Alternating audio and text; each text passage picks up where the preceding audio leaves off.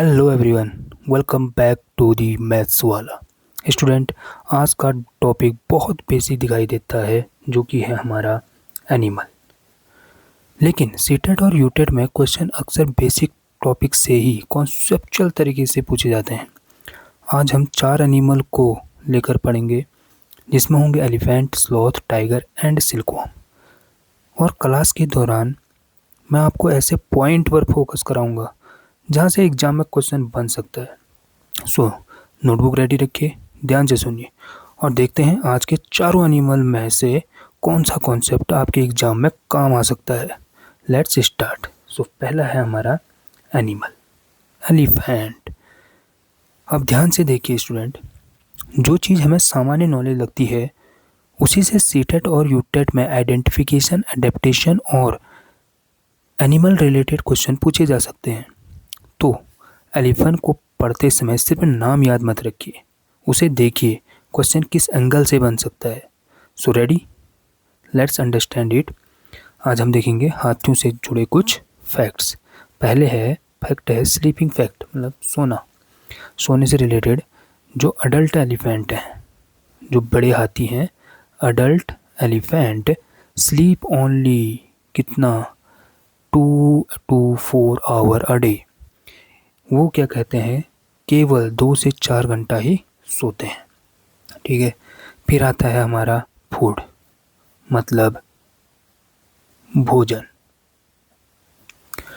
They eat more than 100 elephant sorry they eat more than 100 kg of leaves and twigs, मतलब झाड़ियाँ, in one day. एक बड़ा हाथी एक दिन में मतलब लगभग 100 kg से ज़्यादा पत्ते और झाड़ियाँ खा सकता है। ठीक है, फिर आते हैं हम किस पे, देखिए ध्यान से, मड एंड वाटर, मतलब हम बोल सकते हैं कीचड़। कीचड़ से रिलेटेड क्या फैक्ट है, they love to play in mud and water. कीचड़ और पानी में खेलना बहुत पसंद करते हैं। To keep their skin cool, मतलब ऐसा करने से उन्हें मड और क्या कहते हैं, पानी में खेलने, ऐसा करने से उनकी स्किन मतलब त्वचा को ठंडक मिलती है। ठीक है, अब आते हैं उनके कानों की तरफ। एलिफेंट के कान क्या बोलते हैं। ठीक है, ये हो गया हमारा कान। कान से रिलेटेड क्या फैक्ट है, आपको ऐसे ही ऑप्शन दे देंगे, इनमें 3-4 ऑप्शन बना देंगे, दे देंगे, और या गलत या सही उसमें ढूंढना होगा।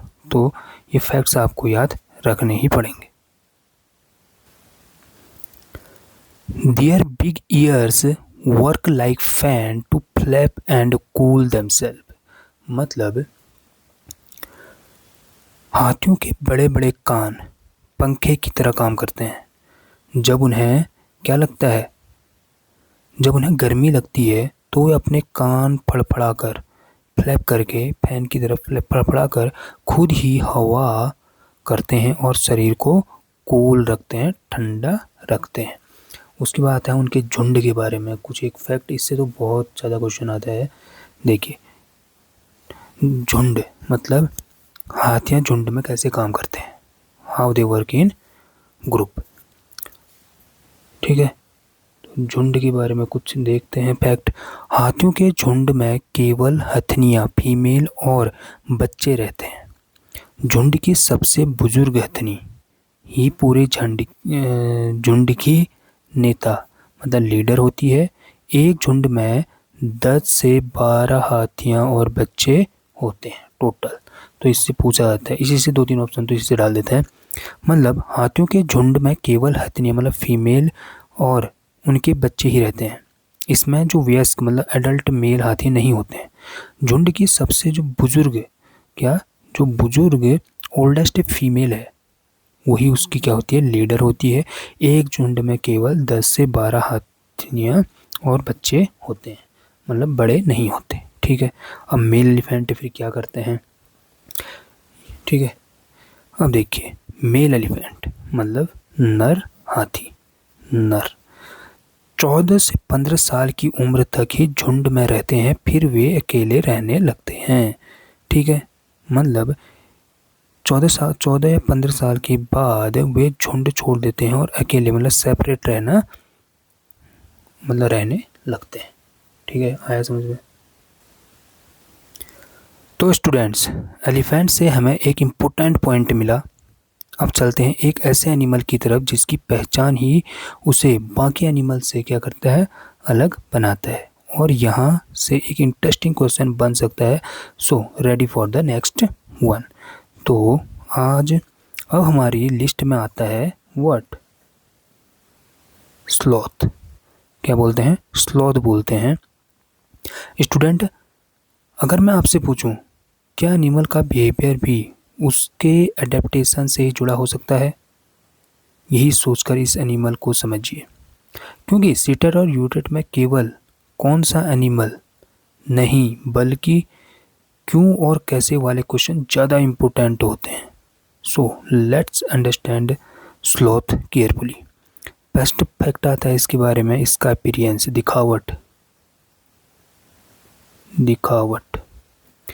It look like a bear but it is not.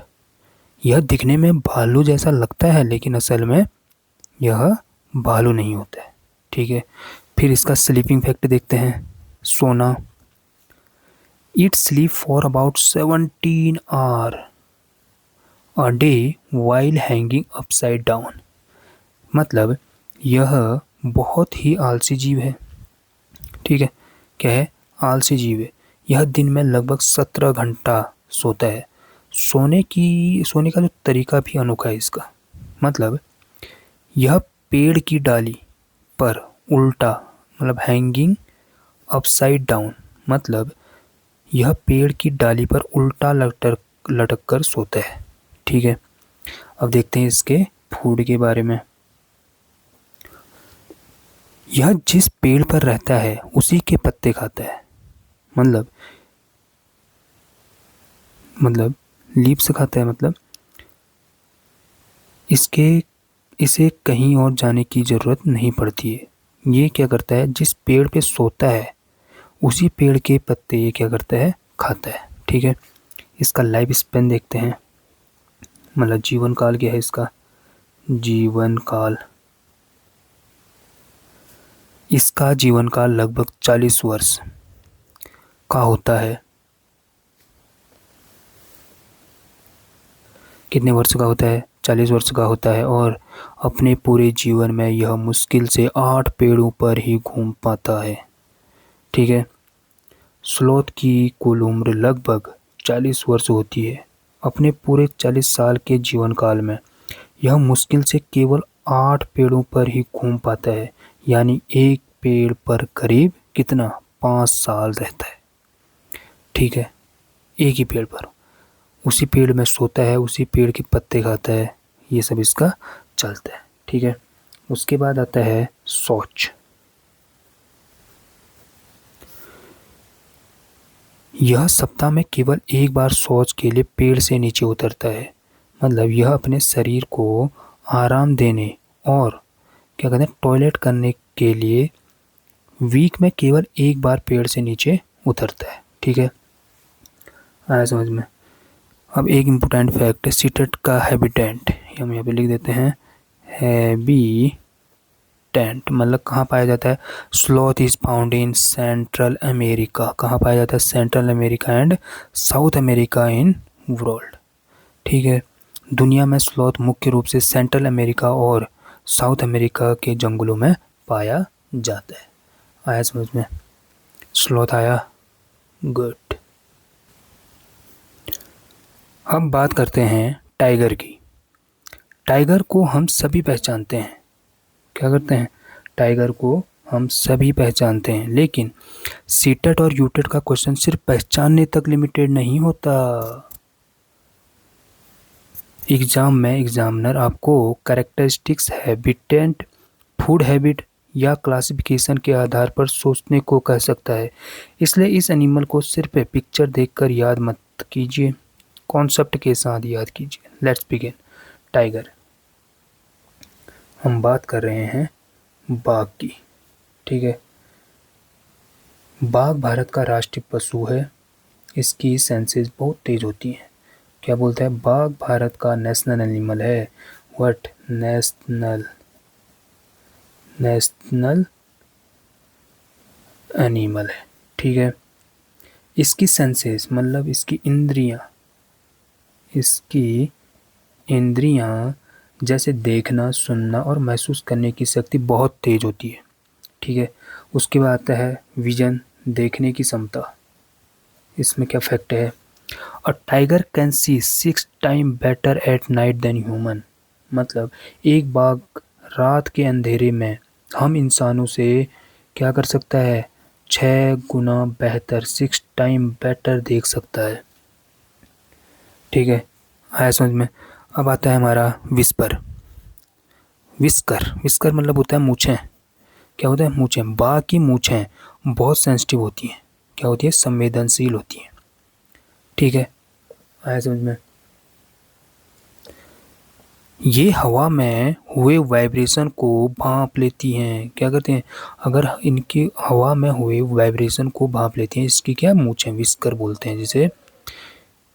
ठीक है, ये क्या कहते हैं, मूछें उसे अंधेरे में रास्ता ढूंढने और शिकार, प्रे बोलते हैं शिकार को, की स्थिति पता लगाने में मदद करती हैं।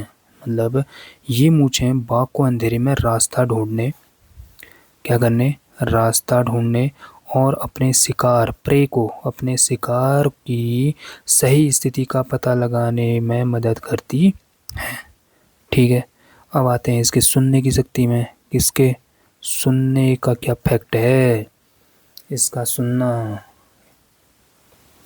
बाघ के कान बाहर की आवाज इकट्ठा करने के लिए अलग अलग दिशाओं में घूम सकते हैं। ठीक है, मतलब it can make out the difference between the rustling of leaves and the sound of an animal moving on grass. आया समझ में।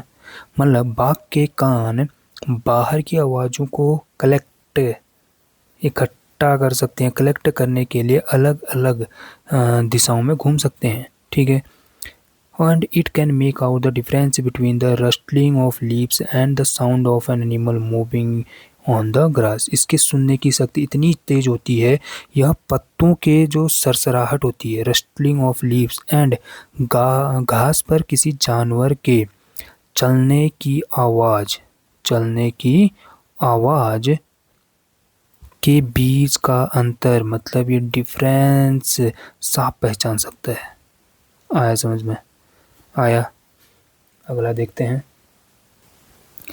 अब देखते हैं इसके रोर का मतलब होता है क्या, दहाड़। इसकी दहाड़ के बारे में देखते हैं। बाघ की दहाड़ बहुत तेज होती है। Its roar can be heard up to 3 kilometre away. बाघ की दहाड़ मतलब क्या होती है, बहुत तेज होती है। इसकी दहाड़ की आवाज़ कितना, 3 किलोमीटर दूर तक सुनी जा सकती है। कहाँ तक, 3 किलोमीटर। ये पूछा जाता है क्वेश्चन। अब इसका टेरिटरी मतलब इसका इलाका। हर बाघ का अपना एक निश्चित इलाका होता है जो कई किलोमीटर बड़ा हो सकता है। ठीक है, ये ठीक है। बाघ अपने यूरिन मतलब मूत्र की गंध से अपना इलाका मार्क करते हैं। ठीक है, ये एबिलिटी कुत्तों में भी होती है, उसे भी देखेंगे। फिर एक बाघ दूसरे बाघ के मूत्र की गंध से जान लेता है कि वह किसी और के इलाके में घुस गया है। ठीक है, अब उसके बॉडी स्ट्रक्चर के बारे में देखते हैं, मतलब शरीर का बनावट, ये पूछा जाता है। Structure of body. बाघ के शरीर पर पीली और काली धारियाँ, स्ट्राइप्स बोलते हैं, होती हैं, जो उसे जंगल या फिर घास में छिपने में मदद करती हैं। मतलब बाघ के शरीर पर पीली और काली धारियाँ मतलब स्ट्राइप होती हैं। ये स्ट्राइप से उसे जंगल या लंबी घास में छिपने में मदद करती हैं, जिससे वो आसानी से शिकार कर पाता है। आया समझ में। अगला देखते हैं।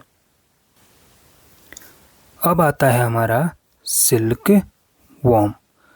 नाम आपने ज़रूर सुना होगा, लेकिन सीटेट और यूटेट प्रिपरेशन में हमें सिर्फ यह नहीं जानना कि यह क्या है, हमें यह समझना है कि इसका लाइफ साइकिल, फूड, कोकून और ह्यूमन यूज जैसे पॉइंट किस तरह क्वेश्चन में बदल सकते हैं। इसलिए इस टॉपिक को ध्यान से समझिए, क्योंकि छोटा टॉपिक है लेकिन क्वेश्चन बहुत अच्छा बन सकता है और बना भी है।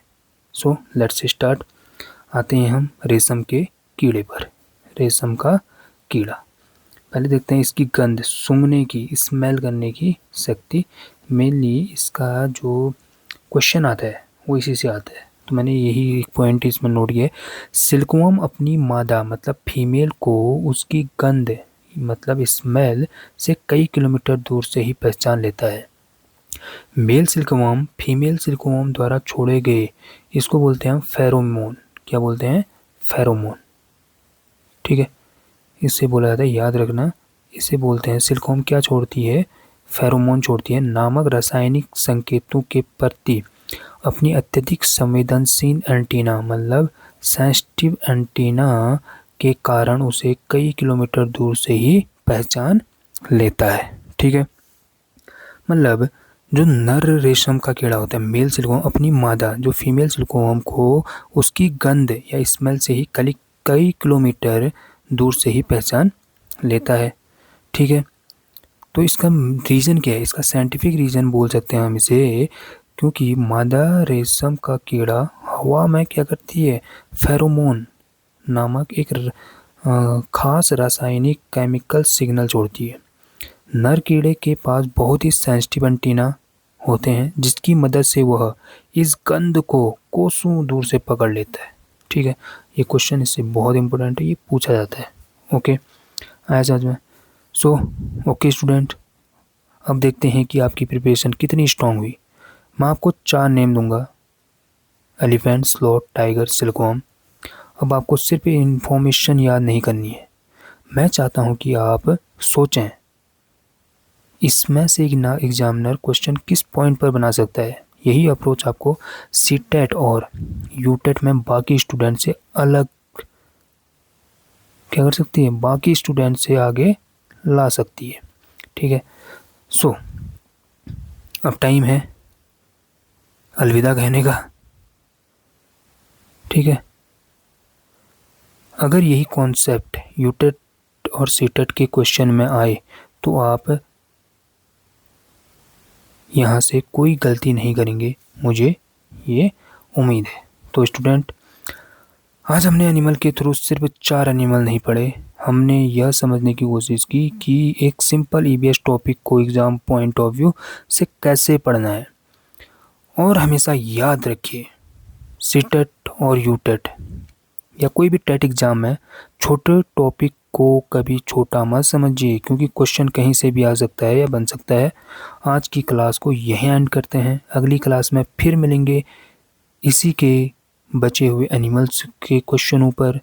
तब तक पढ़ते रहिए, प्रैक्टिस करते रहिए और अपने सिलेक्शन को सिर्फ ड्रीम नहीं गोल बनाइए। See you in the next class.